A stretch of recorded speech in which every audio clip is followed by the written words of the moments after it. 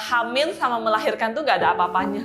Menyusui itu lebih sakit, lebih stres, tapi suka mampet. Jadi kayak aslinya nggak mau keluar. Akhirnya yang terjadi adalah bengkak sampai demam. Wah, ini kayaknya ada yang nggak bener nih. Soalnya yang aku tahu tuh bayi baru lahir tuh jarang demam. Tapi kalau aku telat 1-2 hari lagi, nggak tahu deh apa yang terjadi. Ini ya pernah mau menyerah saking sakitnya, tapi ya dia masih belum tahu apa-apa, tapi perutnya harus dibuka. Ngebayangin itu rasanya. Nama aku Vivi, aku sekarang umur 27. Kesibukan aku sekarang jadi ngurus anak-anak sama kerja tapi di rumah. Sekarang anakku 2, yang pertama namanya Neil, dia sekarang umur 2,5 tahun. Yang kedua namanya Leon, yang berumur 4 bulan. Pas hamil Neil, namanya pertama kali ya, jadi seneng banget hamil pertama kali. Cuman emang ternyata hamil itu gak segampang yang aku pikir. Jadi aku kira tuh kalau hamil ya udah biasa aja gitu, dan ternyata hamil itu ada beberapa perubahan. Waktu itu sempat kayak gak bisa bangun gitu, gak bisa makan karena mual dan lain-lain. Jadi kayak agak kaget, tadinya produktif jadi gak bisa produktif. Terus juga ada hormon yang tadinya mukanya gak ada jerawat, yaudah jadi jerawatan. Ingat banget waktu Neil keluar, baru lahir gitu, aku operasi ya. Jadi melahirkan tuh dari sesar, operasi. Pas dikasih lihat waktu itu kebetulan karena kena obat, jadi kayak lega banget rasanya, lega, terus happy, terharu. Tapi habis itu udah pingsan gitu karena obat biusnya gitu. Cuman setelah itu balik ke kamar, lihat anaknya, ya berasa Tuhan itu ajaib banget sih, kok bisa ya. Aku juga nggak tahu ya itu baby blues atau enggak, cuman kayak stres aja gitu. Pernah kayak nangis sendiri gitu karena kayak lebih ke panik gitu. Karena kayak ini udah bener belum ya, ini udah bener belum ya. Jadi aku nggak tahu sih itu baby blues bukan ya begitu. Lebih ke panik aja sih, panik, stres, nggak tahu ini bener atau enggak gitu. Tadi aku bilang yang tadinya produktif tiba-tiba harus yang kayak di rumah, agak kaget sih. Cuman waktu itu kan juga kebetulan pandemi, jadi kayak pas lahir Neil itu mulai pandemi. Jadi kayak emang bukan karena punya anak juga jadi nggak bisa ke kantor, tapi juga karena kondisi dunia. Jadinya nggak bisa. Kalau Neil, momen lucunya karena anaknya suka bicara banget, jadi yang lucunya ya setiap hari ada aja yang diomongin gitu. Dia bisa tanya pertanyaan yang lucu-lucu. Nah itu sih yang aku bikin ketawa setiap hari gitu, karena emang anaknya tuh ceria, terus kayak ngobrol terus gitu. Nah itu. Anak pertama ya, jadi serba gak tahu gitu, serba bingung gitu. Itu yang bikin challenge-nya di situ gitu, karena jadi takut ini benar nggak ya, oh kayak gini benar nggak sih gitu. Jadi kayak banyak gak taunya, banyak bingungnya kalau pas lagi Neil, karena itu anak pertama. Nah kalau Leon itu karena udah anak kedua, jadi waktu itu juga aku awal-awal aku nggak pakai babysitter karena kan mikirnya juga udah tahu, tapi ternyata Leon itu waktu itu ada sakit. Nah jadi pas dia baru semingguan setelah lahiran itu dia tuh demam tinggi, terus akhirnya harus ke rumah sakit cek gitu, karena aku juga udah ngerasa wah ini kayaknya ada yang nggak bener nih. Soalnya yang aku tahu tuh bayi baru lahir tuh jarang demam, kok ini bisa demam ya. Ternyata nemu Leon itu ada kelainan di usus dia, jadi akhirnya harus cepet-cepet operasi. Dan di malam itu juga kita cari dokter, dan itu pas lagi lebaran, dokter pada libur, nggak praktek, jadi stres banget. Puji Tuhan dikasih banyak yang nolongin, kayak dokter-dokter kandungan aku nolongin, dokter anaknya yang di saat itu nolongin, nyariin dokter bedah sampai dapet. Maksa gitu, pagi habis dari dokter A, sore aku dari dokter lagi gitu. Padahal dokter itu aku ingat sekali udah mau pulang karena dia udah mau selesai praktek gitu, tapi aku kekeh mau ke sana. Akhirnya ya cepet, karena waktu itu kata dokter kalau itu udah fatal sebenarnya, udah udah hampir telat gitu. Jadi mungkin kalau aku telat 1-2 hari lagi, nggak tahu deh apa yang terjadi. Jadi ya bersyukur masih dikasih jalan gitu sama Tuhan. Tentunya rasanya tuh ya hancur banget ya, sedih gitu karena bayi loh 11 hari harus operasi, masih kecil, kayak masih butuh apa ya, dia masih belum tahu apa-apa tapi perutnya harus dibuka. Ngebayangin itu rasanya rasanya emang apa ya, nggak bisa ngapa-ngapain lagi, cuman emang itu jalan satu-satunya, harus dioperasi karena emang pengen bayinya Leonnya sehat kembali ya, harus kuat. Dan akhirnya ya Leon jalanin operasi. Nah, proses operasinya sih lancar ya, maksudnya dibantu sama banyak dokter. Puji Tuhan, operasinya lancar. Cuma waktu itu setelah operasi emang Leon tuh nggak langsung pulang ke rumah, hampir 1 bulan di rumah sakit, dirawat di ICU. Jadi dipantau 24 jam setiap hari sama susternya. Recovery-nya hampir 1 bulan karena infeksi. Karena yang tadi aku bilang sebenarnya ibaratnya udah sisa sedikit lagi tuh pecah gitu kalau kata bahasa dokter gitu. Jadi infeksinya sebenarnya udah nyebar banget, makanya udah butuh waktu lama untuk bener-bener hilangin infeksi itu. Jadi hampir 1 bulan di rumah sakit. Jadi waktu itu juga disuruh dokter rajin-rajin menyusui, rajin-rajin kasih dia ASI, karena kan ASI itu juga bisa bantu dia biar lebih kuat melawan infeksi tersebut kan. Nah, akhirnya setiap hari tuh dari Tangerang ke Gatot Subroto ya kan, setiap hari tuh aku antar ASI.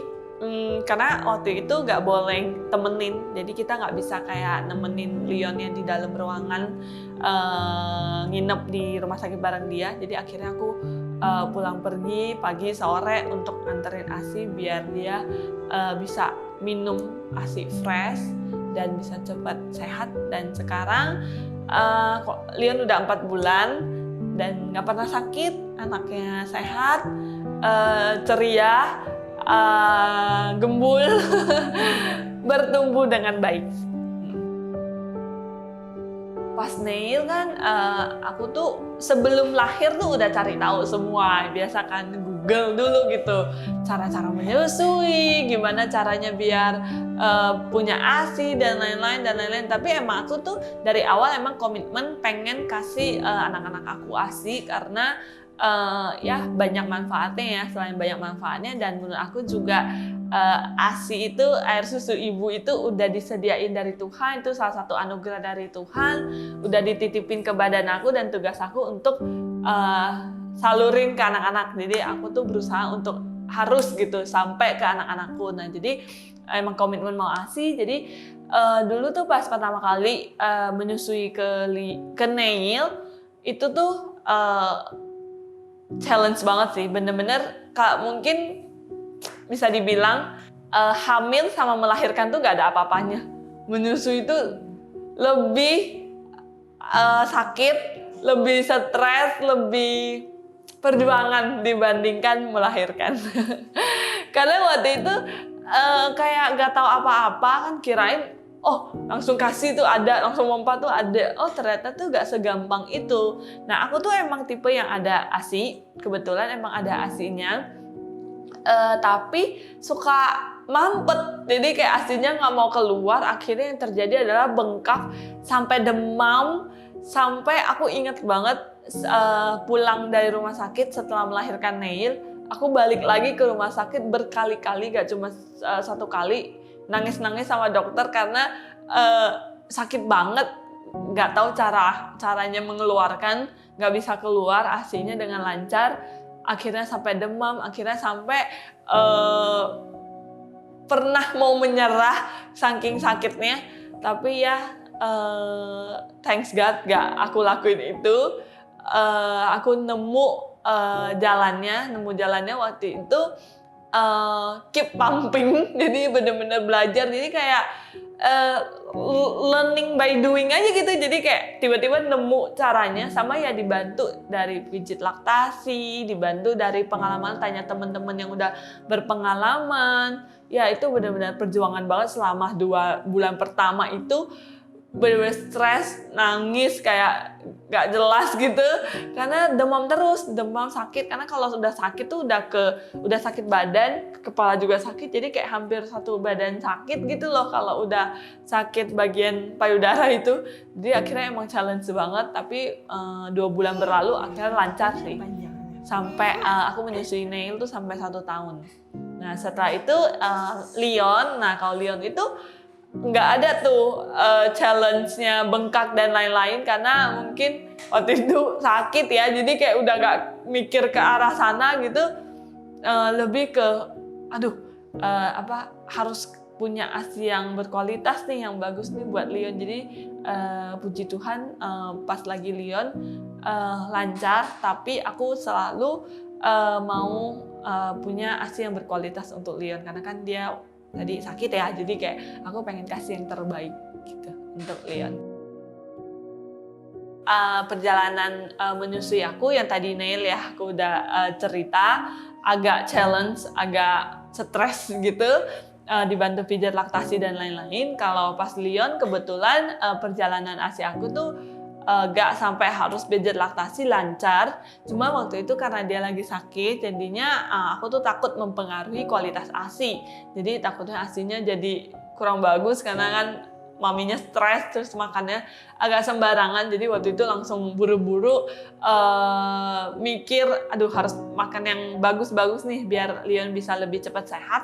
Jadinya aku cari makan makanan yang emang bagus untuk recovery, dan habis itu aku juga minum pelancar ASI untuk memperbaiki kualitas ASIku sih. Nah pas lagi Leon itu kebetulan kan emang dia sakit, jadi kayak aku nggak ada waktu untuk mempersiapkan semua itu, makan di meja makan tuh nggak ada waktu.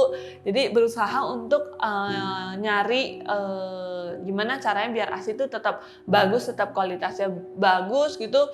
Dan kebetulan mama lagi bikin produk untuk pelancar ASI yang dalam kandungannya tuh semua tuh yang aku nyari gitu. Nah akhirnya langsung nanya ke mama, bisa nggak aku dapat duluan, bisa nggak aku minum duluan, biar aku bisa dapat ASI yang bagus, karena emang udah bingung gitu, pengen nyari tapi nggak nemu. Kebetulan banget gak sih gitu, kayak dia juga bikin, akhirnya ya udah langsung coba. Puji Tuhan ASI-nya lancar, kualitasnya bagus, sampai 1 kulkas penuh, pada belum anaknya sekarang 4 bulan udah bagi banyak orang. Itu anugerah sih, dibantu banyak. Kalau pelancar ASI kan sekarang banyak banget ya di pasaran, jadi emang harus bener-bener banget cari yang berkualitas untuk ASI. Aku percaya pelancar ASI yang ada kandungan daun kelornya karena setauku daun kelor itu bagus banget untuk mempelancar ASI. Makanya aku cari pelancar ASI yang ada kandungan daun kelor atau almond yang sudah teruji bagus untuk kualitas ASI. Di dalam Mamsi ini menurutku udah lengkap banget. Di dalamnya udah ada daun kelor, fenugreek, almond, dan ekstrak ikan gabus yang aku sendiri merasakan setelah aku minum ASI. ASIku jadi lebih lancar, banyak, dan juga berkualitas. Kalau dulu aku makan satu-satu, jadi kayak daun kelor sendiri, almond sendiri, tapi sekarang semuanya udah ada di satu package ini, jadi benar-benar super praktis dan gak ribet, apalagi ada kandungan tambahan kayak fenugreek dan ekstrak ikan gabus. Aku pengennya suatu hari nanti mereka besar, aku juga bisa jadi orang tua, tapi sekaligus juga bisa jadi teman buat mereka. Jadi dari sekarang aku gak yang membatasi gitu, jadi kayak selalu aku menghargai meskipun mereka masih kecil, kayak Neil sekarang meskipun masih kecil, tapi aku menghargai kebebasan dia. Contohnya dari hal-hal kecil, dia mau baca buku apa, dia yang pilih, dia mau main apa, dia mau ngapain, selalu menghargai pendapat dia gitu. Karena aku pengennya mereka bebas jadi diri mereka sendiri, tapi aku tetap menerapkan ya disiplin-disiplin yang harus dijalankan lah gitu.